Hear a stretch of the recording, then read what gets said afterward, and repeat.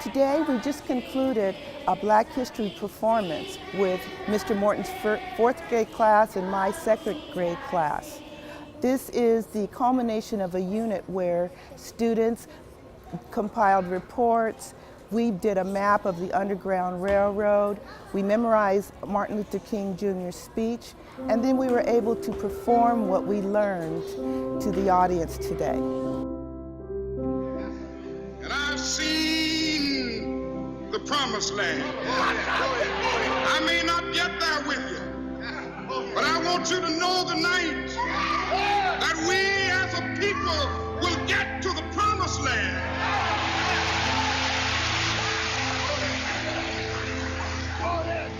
So I'm happy tonight, I'm not worried.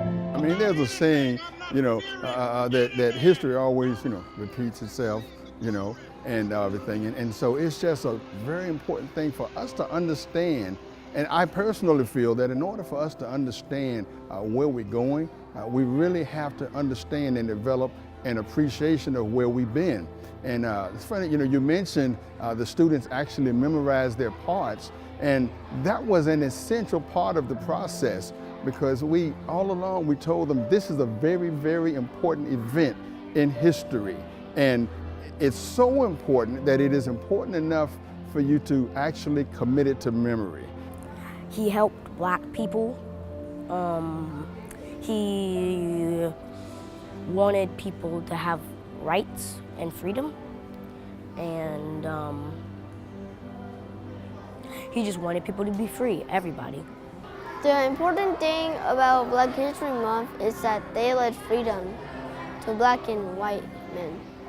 The importance of Martin Luther King is why I'm here today, because I have the ability to teach children of all diverse races and cultures. And it's through his I Have a Dream that we are living the dream.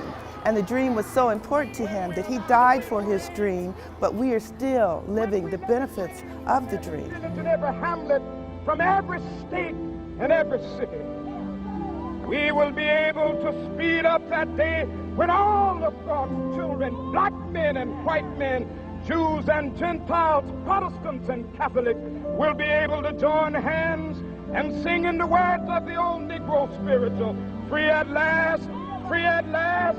Thank God Almighty, we are free at last.